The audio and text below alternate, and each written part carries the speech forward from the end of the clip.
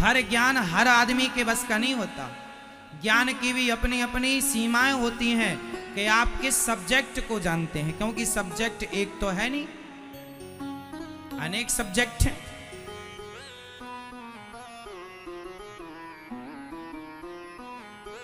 कितने ऐसे लोग हैं, आप में से ही ऐसे कितने लोग होंगे जो आप कितना पढ़े लिखे होंगे, पेशे से आप डॉक्टर होंगे, इंजीनियर होंगे, एडवोकेट होंगे और ना जाने किस किस पद में आप होंगे, और यहां आप बैठे हैं सुन रहे हैं।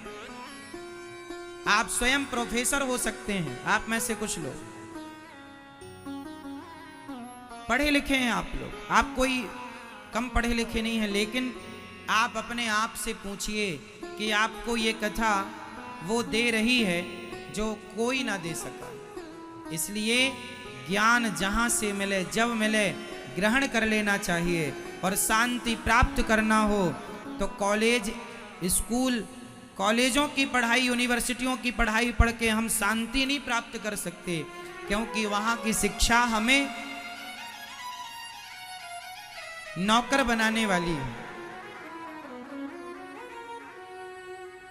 आप कॉलेज पढ़ते हैं, बड़ी बड़ी डिग्रियां लेते हैं, यहां तक कि आपने पीएचडी कर ली। पीएचडी करके भी आपको क्या मिलना है? नौकरी मिलना है। नौकर ही तो बनेंगे आप, हाँ या ना? आप पीएचडी करने के बाद यदि नौकरी करते हैं तो आपको क्या मिल रही है? नौकरी। आप नौकर बन रहे हैं। इतना पढ़ के क्या बन रहे हैं? एक्चुअली ये हमारे देश की शिक्षा आज नौकर ही बना रही है। इसलिए भगवत गीता पढ़ोगे तो जो भगवान ने अर्जुन को पढ़ाया है वो नौकर बनने की पढ़ाई नहीं है, वो मालिक बनने की पढ़ाई है। कर्मण्येवाधिकारस्ते मा फलेषु कदाचन। मालिक बन, सेल्फ डिपेंड बन, आत्मनिर्भर बन, उठा गांडीव और अपने लक्ष्य को प्राप्त करने के लिए खुद खड़ा हो जा।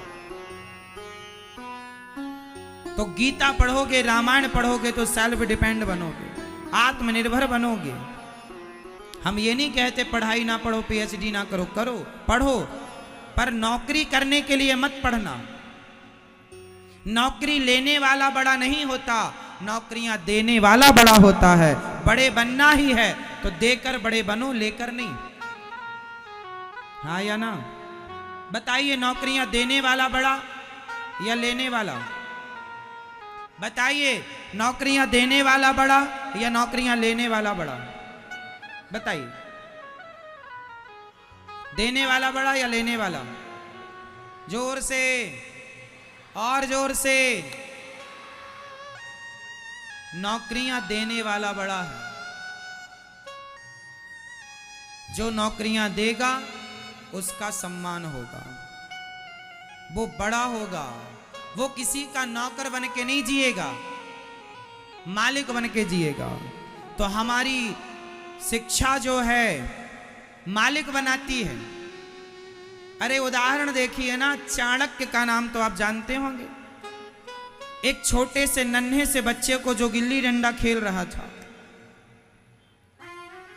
अचानक वहां चाणक्य पहुंच गए और उस बच्चे की प्रतिभा को देखकर बड़े प्रभावित हुए चाणक्य, और चंद्रगुप्त को उठाया और कहा कि पढ़ेगा?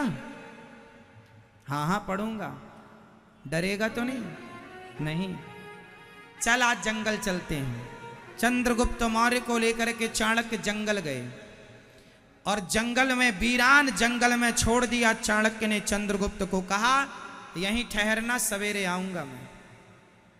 नन्हा सा बच्चा है और जंगल में अकेला छोड़ दिया। आ गए चाणक्य, यहीं रहना, यदि आगे बढ़ना है तो मेरी बात मान ले। हाँ हाँ जो आप कहेंगे। चाणक्य ने उसे तलवार पकड़ाई है। ये रही तलवार। जंगल खतरनाक है, शेर आ सकता है, हाथी आ सकता है, सांप बिच्छू तो ढेर मिल जाएंगे तुझे। रात भर तुझे यहां रहना है और अपनी रक्षा करना है। चाणक्य आ गए। पूरी रात चंद्रगुप्त जंगल में रहा। सवेरे चाणक्य गए तो बगल में एक शेर मरा हुआ पड़ा था। चाणक्य ने कहा ये कैसे मरा? बोले आया था मुझे खाने, मार दिया। सवाल आप कर सकते हैं कि चाणक्य ने चंद्रगुप्त को एक रात के लिए जंगल में अकेला क्यों छोड़ा? इसलिए छोड़ा कि इसके जीवन का जितना डर है पहले वो डर निकल जाए। जो अपनी रक्षा कर सकता है वही औरों की रक्षा कर सकता है। जो अपनी रक्षा नहीं कर सकता वो किसी की रक्षा नहीं कर सकता। जो अपनी रक्षा कर सकता है वही राजा बनने के योग्य है। तू राजा बनने के योग्य है। अब प्रमाण पत्र मिल गया। कागज की डिग्रियां एक्चुअली चलती ही नहीं थी तब तो प्रत्यक्ष चलता था। हाँ? आज विडंबना तो ये है कि आज हम लोग कागज की डिग्रियों में खुश हो रहे हैं। अब बताइए, शिक्षा चरित्र पर होनी चाहिए कि कागज पर होनी चाहिए? आप कितने पढ़े लिखे हैं कैसे पता लगेगा? पहले के लोग कैसे जानते थे कि ये पढ़ा है या मूर्ख है? बताओ। पहले के लोग शास्त्रों की गहरी गहरी बातें करते थे। उनकी भाषा, शब्द शैली, उनकी विनम्रता, उनके बोलने के ढंग से पता चल जाता था कि ये आदमी अत्यधिक पढ़ा लिखा है। और आज के आदमी एक नंबर का गंवार, जिसे बोलने का सेंस नहीं है। अपने बाप से कैसी बात करनी चाहिए, अपनी माँ से कैसा व्यवहार करना चाहिए, जैसे माँ से व्यवहार करने का ज्ञान नहीं, बाप से व्यवहार करने का ज्ञान नहीं। वो पीएचडी की डिग्री लिए घूमता है कि मेरे पास पीएचडी की डिग्री है। डिग्री वाला श्रेष्ठ नहीं है, व्यवहार कुशल व्यक्ति श्रेष्ठ है, जिसके शिक्षा चरित्र में उतर गई है। चरितार्थ करने वाली शिक्षा चाहिए, कागज की डिग्रियां वाली शिक्षा ना चाहिए। आज हमारा देश पीछे क्यों है? क्योंकि आज हमारी डिग्रियां कागजों पर हैं। आप कर क्या रहे हैं? हमारे देश में टॉर्च भी हमारे देश में नहीं बनती। टॉर्च होती है ना, वो भी हमारे देश में। टॉर्च का सेल होता, वो भी हमारे यहाँ नहीं बनता, चाइना से आता है। अब बनने लग गया हो तो राम जाने। हमारे भारत का एक सक्सेस कोई फोन नहीं है, मोबाइल, कि हम कह सकें कि ये हमारे भारत का मोबाइल है। विदेशी मोबाइल खरीदने पड़ते हैं भी तो हैंग हो जाते हैं। वो क्षमता नहीं है ना जिस क्षमता का हमें चाहिए। जैसे आईफोन है, ये फोन भारतीय फोन नहीं है, विदेशी है, पर मजबूरी में लोगों को रखना पड़ता क्योंकि विकल्प नहीं है इसका, तोड़ नहीं है। हमारे देश में हमारे वैज्ञानिक ना जाने कहां बैठे हैं, क्या कर रहे हैं। क्यों नहीं बढ़िया सा आप तैयार करें अपने देश का, एक ब्रांड हो अपना। हमारे देश का हम मोबाइल लें, हमारे देश की हम गाड़ी लें, हमारे देश का वो सारी चीजें हम दें जो विदेशी लोग दे रहे हैं। तो हम क्यों भारत का पैसा विदेश में खर्च करेंगे? विडंबना ये है देश की कि यहां आयात ज्यादा है, निर्यात कम है। हम देश में खरीदते ज्यादा हैं और बेचते कम है। और जो आदमी खरीदता ज्यादा हो, बेचता कम हो, वो माइनस होगा, प्लस नहीं। आज नहीं कल। इसलिए संभावनाएं ये बनाइए अपनी कि हम देने वाले बने, हम लेने वाले ना बने। हम भारतीय चीजों को खरीदें, भारतीय चीजों को बढ़ावा दें। पर विडंबना ये है कि आज भारत में विकल्प नहीं है तो ना के बराबर। मेरे एक शिष्य हैं, वो एक केमिकल का काम करते हैं। लकड़ी में कोई केमिकल यूज होता होगा पॉलिश वॉलिश में, है ना। वो बता रहे थे कि हमारे देश में ये लकड़ी में पोतने वाला केमिकल भी नहीं बनता, वहां से लाना पड़ता चाइना से। वो चाहे तो 10 रुपए का दे, वो चाहे तो 100 रुपए का दे, खरीदना पड़ेगा। हमारे यहाँ कोई इसकी ग्रोथ नहीं है ही नहीं। हम लोग केवल क्रिकेट देख रहे हैं, छक्का, ताली ताली ताली बजा दिया। क्रिकेट देखने में मस्त है, पिक्चर देखने में मस्त हैं, कुछ कर ही नहीं रहे हैं अपने देश के लिए। कैसे आगे बढ़ेगा हमारा देश? आज के पढ़े लिखे बच्चे नौकरी चाहते, हमें नौकरी पे रख लो, क्यों चाहिए नौकरी? क्यों नहीं अपना उद्योग डालते? क्यों नहीं अपना बिजनेस डालते? क्यों नहीं अपने लिए, अपने देश के लिए काम करते? क्यों नहीं नौकरियां पैदा करते? कब तक भागोगे नौकरियों के पीछे? कब तक नौकर बन के जिंदगी काटोगे? कब तक दूसरों की लातें और बातें खाओगे? हर नौकर के ऊपर कोई ना कोई बॉस बैठा होता है जो तुम्हें बेइज्जत करता रहता है। अपनी औकात भूल गया? इसलिए क्यों बेइज्जत होते हो? क्यों नहीं मालिक बन के जीने का संकल्प लेते हो? कसम खा लो, खूब पढ़ेंगे और खूब पढ़कर सारा ज्ञान हासिल करो, सारी भाषाएं सीख लो, हिंदी, इंग्लिश, उर्दू, तमिल, तेलुगु सब सीख लो, सारा ज्ञान हासिल करके और ऐसा बिजनेस करो, ऐसा काम कर दिखाओ कि दुनिया गर्व करे, वाह काम हो तो ऐसा, व्यक्ति हो तो ऐसा, आदमी होता है। देश के लिए करो, अपने लिए नहीं, परिवार के हित के लिए नहीं, देश हित सर्वोपरि हो। और आपकी जब तक सोच बड़ी नहीं होगी तब तक नौकरी से कभी आप निकल नहीं पाएंगे। हमारे देश की मेंटलिटी यही है, हर माँ बाप यही कहते हैं, पढ़ जा बेटा, नौकरी करना है, नौकरी करना, नौकरी पढ़ाया जाता है बचपन से, नौकर बनना है, नौकर बनना है, नौकर सेट किया जाता है, नौकर बनना है, नौकर, ये नहीं पढ़ाया जाता मालिक बनना है, मालिक बनना है। ये सोच, ये नहीं दिया जाता ज्ञान माँ बाप के द्वारा कि मालिक बनना है। इसलिए नौकर का नौकर ही रहता। मैं उसे पढ़ा लिखा नहीं मानता साहब जो नौकरी कर रहा है, पढ़ा लिखा वो है जो नौकरियां दे रहा है, समझदार है वो। आज के देश में, आज हमारे देश में नौकरियां लेने वालों की जरूरत नहीं है। होए तो बता दो, देश के प्रधानमंत्री जी ने भी कह रखा है, खत्म हो गई नौकरियां, देश की जनसंख्या इतनी है, कितनों को नौकरियां देंगे? भाई जितनी जरूरत है उतने ही आदमी ना रखोगे। भाई आपके घर में 10 लोगों को खवाने की ताकत है तो आप 10 लोगों को ही निमंत्रण देंगे, ज्यादा से ज्यादा 12 कर लेंगे, 100 लोगों को तो नहीं देंगे क्योंकि उतनी दाल रोटी ही नहीं है।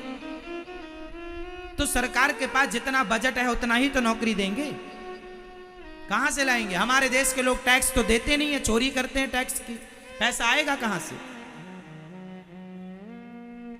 टैक्स देने में भागते हैं और नौकरी चाहिए। इसलिए देश को मजबूत बनाना है तो केवल प्रधानमंत्री जी का काम ही नहीं है देश को मजबूत बनाने का। भारत का एक सामान्य नागरिक नौकरी दे करके वह देश को मजबूत बना सकता है। हाँ या ना? आर्थिक स्थिति मजबूत करना है देश की तो नौकरी लेने वाले ना बनो, नौकरी देने वाले बनो। यदि देश में नौकरी देने वाले ज्यादा होंगे तो हमारा पैसा डॉलर से आगे हो जाएगा। एक बात याद रखना, 1947 15 अगस्त 1947 जब हमारा देश आजाद हुआ था, उस दिन डॉलर और रुपया की कीमत एक थी। 1947 में पैसा और रुपया की कीमत एक थी। जितनी कीमती पैसा था हमारा 1 रुपया, उतनी कीमती का डॉलर था। लेकिन आज डॉलर की कीमत लगभग 80 पार हो गई है, लगभग 83 के लगभग मैंने सुना, कुछ कम ज्यादा हो सकता है। सही है? हमारा रुपया, हमारे 80 रुपए और अमेरिका का $1 एक बराबर है। वो 80 कदम आगे चला गया और हम 80 कदम पीछे रह गए। कारण क्या है? क्यों नहीं अपने गिरेबान में हमने कभी झांका? इसलिए 80 कदम पीछे रह गए क्योंकि हम नौकरी लेने वाले तो बने हैं, नौकरी देने वाले का विचार कभी बनाया ही नहीं, ना बच्चों को प्रेरणा दी कि बेटा देने वाला बनना। इसलिए 83 कदम पीछे हो गए, 80 कदम पीछे हो गए। आजादी के समय देख लेना कि डॉलर कहां था और भारत का पैसा कहां था। कितना समय हुआ? आज 70 साल ही तो हुए हैं, लगभग 70-75 साल, बहुत ज्यादा 1000-2000 साल तो हो नहीं गए। कितना पीछे हो गए। यदि यही हालत रही तो सोचो 100 साल में और कितना पीछे हो जाएंगे, 150 साल में और कहां जाएंगे। इसलिए अभी भी कुछ नहीं बिगड़ा। मेरी माँ, मेरे नौजवान दोस्तों, बताइए नौकरियां लेंगे या नौकरियां देंगे? जोर से बोल दो। और केवल लड़के बेटा ही नहीं, मेरी बहन बेटियां भी नौकरियां देने वाली बन सकती हैं। बिजनेस व्यापार केवल आदमी नहीं कर सकता। आज भारत के आप किसी भी क्षेत्र में चले जाइए, दुनिया में किसी भी बड़े बड़े मंचों में देखिएगा, आज महिलाएं भी व्यापार बिजनेस में टॉप कर रही हैं। हजारों करोड़ का टर्नओवर महिलाओं का है, हजारों करोड़ का टर्नओवर। करने से सब होता है और ना करने से कुछ नहीं होता। तो करने पे विश्वास करिए, रोने पे नहीं। हमारे देश में रोना रोया जाता, अरे हमारे तो भाग्य में ही नहीं था, हमारी तो किस्मत फूटी है। ये रोना है, ये बहाने हैं, इसके सिवा कुछ नहीं है। कर्म करने वाला इंसान, मेहनत करने वाला व्यक्ति ना कभी भाग्य का रोना रोएगा, ना कभी भगवान का रोना रोएगा। वो अपना कर्म करता रहेगा। कर्म करने वाले को सफल बनाएंगे भगवान। हर उस व्यक्ति का साथ देते हैं भगवान। अमेरिका आगे निकल गया, भारत पीछे निकल गया। कारण क्या? आप लोग पूजा ज्यादा करते हैं, फिर भी पीछे अमेरिका पूजा नहीं करता। फिर भी आगे एक ने सवाल किया, मैंने कहा भगवान पूजा करने वाले का साथ बाद में देता है, कर्म करने वाले का साथ पहले देता है। अमेरिका के लोगों ने कर्म किया तो ईश्वर ने उनका साथ दे दिया। जापान के लोगों ने, जर्मनी के लोगों ने कर्म किया। सारी टेक्नोलॉजी आज जर्मनी, जापान, अमेरिका के पास है, रसिया के पास है। आपके पास क्या है? कुछ चीजें। अब हाँ, अब हमारे वैज्ञानिक कर रहे हैं, अब हमारा देश आगे बढ़ रहा, अब रफ्तार पकड़ ली है। लेकिन जो आज पकड़ी है, इसका परिणाम देखने को 10-20 साल बाद मिलेगा। आज ही मिल जाएगा ऐसा नहीं है। यदि आज मोबाइल की फैक्ट्री डली है, आज मोबाइल बनना शुरू हुआ है, तो उसे मार्केट में आने में 5 साल लगेगा भी। हाँ या ना? इसलिए अभी इंतजार करो। चल तो पड़े हैं, पर अभी हमारी रफ्तार थोड़ी कम है, बढ़ानी पड़ेगी। वो रफ्तार तब बढ़ेगी जब आप भी काम करेंगे, आप भी काम करेंगे। और एक थिंकिंग के साथ काम करना, एक नई सोच के साथ काम करना कि काम जो भी करूंगा वो अपने लिए नहीं करूंगा, परिवार के लिए नहीं करूंगा, ना अपना स्वार्थ ना परिवार का। जो करूंगा अपने देश के लिए करूंगा। मेरा देश सर्वोपरि। अपने परिवार के लिए तो पक्षी, कुत्ता, बिल्ली भी अपने परिवार के बारे में सोच लेते हैं। कुत्ते के भी बच्चे होते हैं, चिड़िया के बच्चे होते हैं, बंदर के बच्चे, वो भी अपना परिवार का पेट भरते हैं। अपने परिवार के बारे में पशु पक्षी भी सोच लेते हैं। लेकिन हम मनुष्य हैं, हम अपने परिवार से ऊपर उठकर अपने देश के बारे में सोचें कि हमारा देश कहाँ जा रहा। आज जितने सरकारी कर्मचारी हैं, यदि ये सोच लें कि हम अपने देश के लिए काम कर रहे हैं, और यदि भ्रष्टाचार करेंगे तो हमारे देश के साथ गद्दारी हो जाएगी। इस विचार से यदि कोई देश के लोग काम करने लग जाए कि नहीं, मैं भ्रष्टाचार नहीं करूंगा, व्यर्थ का 1 रुपया नहीं लूंगा, सरकार जो दे रही उसी में संतुष्ट रहूंगा। हमारा देश आज खोखला इसलिए है, हर फील्ड में भ्रष्टाचार है। ये नष्ट हो जाए, ये समाप्त हो जाए, तो आज यदि भ्रष्टाचार मिट जाए ना मेरी माँ, तो आज डॉलर के बहुत करीब हम पहुंच जाएंगे। यदि भ्रष्टाचार ही समाप्त हो जाए देश का, तो इकोनॉमी बहुत संभल जाएगी हमारी। किसे समझाएं, कौन समझे? चलो आप समझेंगे, मुझे विश्वास है। आप जब आएंगे तो पूरे फॉर्म पर आएंगे, पूरी एनर्जी के साथ मार्केट में उतरेंगे, पूरे जोश के साथ काम स्टार्ट करेंगे अपना। और नई प्लानिंग करो, क्या जरूरत है मेरे देश को, किस चीज की जरूरत है मेरे देश को, कहाँ हम लोग विदेश। अब जैसे हम लोग उदाहरण व्हाट्सएप चलाते हैं, व्हाट्सएप विदेशी कंपनी है, सारा पैसा हजारों लाखों करोड़ का टर्नओवर फेसबुक व्हाट्सएप ले जाता है। यदि हम इसको टेलीग्राम में यूज करने लग जाएं, टेलीग्राम भारतीय सॉफ्टवेयर है, क्यों जी? सही है, टेलीग्राम भारतीय है। यदि हम टेलीग्राम को यूज करें तो वो पैसा भारत का भारत में रहेगा। लेकिन हम लोग समझते नहीं है चीजों को। व्हाट्सएप से ज्यादा अच्छा टेलीग्राम है। और हम अच्छा बुरा अलग विषय है, हमारे भारत का सॉफ्टवेयर है, हमारे भारत का ऐप है। हम भारतीयों को ये सोचना चाहिए कि हम ज्यादा से ज्यादा यूज किसका करें, हम अपनी भारतीयता को बढ़ावा दें, या विदेश को बढ़ावा दें, वो आपकी मर्जी है। इसलिए विचार करके काम किया करो मेरी माँ।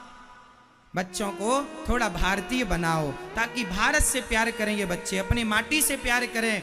मैं अपनी माटी को, मैं अपने भारत को और समृद्धवान देखना चाहता हूं, और समृद्धवान देखने के लिए भारत की 135 करोड़ 140 करोड़ की जनता को जागना पड़ेगा और जिम्मेदार बनना पड़ेगा।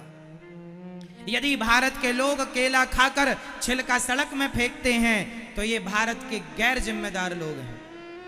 ये जिम्मेदारी नहीं है, ये जिम्मेदारी केवल प्रधानमंत्री जी की नहीं है कि वो सारी सड़कों में झाड़ू लगाएं। ये जिम्मेदारी हमारी पूरे 135 करोड़ लोगों की है कि हम अपने देश को गंदा ही ना करें, ये हमारी जिम्मेदारी है। लेकिन हम लोग इतने लापरवाह हैं, केला खाकर छिलका सड़क के बीच में फेंकते हैं, पान पाउच खाते हैं उसकी पॉलिथीन सड़क के बीच में फेंक देते हैं, कहीं भी थूक देते हैं, कहीं भी थूक देते हैं, कहीं भी लघु शंका कर लेते हैं, कहीं भी कुछ भी कर लेते हैं। कोई सेंस नहीं हमारे देश में। लोग गैर जिम्मेदार हैं। आप बस यही करो कि हमारे देशों को, हमारे देश के लोगों को ये समझाओ कि किस चीज को कैसे यूज किया जाता है। आपको बता दें, हमारे देश में आज 80% लोग ऐसे हैं जिनको इंग्लिश टॉयलेट यूज करनी नहीं आती। पता है आपको? हमारे देश में 70% लोग ऐसे हैं जिन्हें ये बताना पड़ता है कि टॉयलेट जाने के बाद पानी डालना पड़ता है, फ्लैश आउट करना पड़ता है। ये नहीं ज्ञान है हमारे, बताना पड़ता। हमारे देश में ऐसे 40-50% लोग मिल जाएंगे जिनको ये बताना पड़ता है कि वॉशरूम जाने के बाद दरवाजे को, जब आने के बाद लाइट बंद कर दो और दरवाज़ा बंद कर दो, नहीं तो लोग वॉशरूम से आते हैं दरवाज़ा खुला रह जाता है। ये बताना पड़ता है कि बंद करो, स्मेल आ रही है, वो ठीक नहीं है। वो घर में बाथरूम का दरवाज़ा खुला रहने से वास्तु दोष हो जाता है, घर में नेगेटिविटी प्रवेश करती है। इसलिए बाथरूम का दरवाज़ा, वॉशरूम का दरवाज़ा हमेशा बंद रहना चाहिए। जाओ खोलो, बंद करो, आओ बंद करो। लेकिन ये हमारे देश में बताना पड़ता है, ज्ञान नहीं है लोगों को। 30% 40% लोगों को। बोलो, लोग लापरवाही करते हैं कि नहीं? मतलब इतना लापरवाह हमारे देश में अभी लोग अव्यवस्थित हैं। अब इन्हें व्यवस्थित करने में अभी मुझे लगता है 20 साल और लगेगा। इतनी अव्यवस्था, ज्ञान नहीं है लोगों को, कहीं भी कुछ भी। चलो, आपने कई बार मंदिरों में तक लिखा हुआ पढ़ा होगा, यहां थूकना मना है। मतलब भगवान के मंदिर में परिक्रमा लगाते समय भगवान की वहां भी लोग थूक देते हैं, तब लिखना पड़ता है कि यहां तो ना थूको भैया, तो भगवान का दरबार है। ऐसे लापरवाह लोग हैं। इसलिए आप अपने बच्चों को ये शिक्षा भी दिया करो।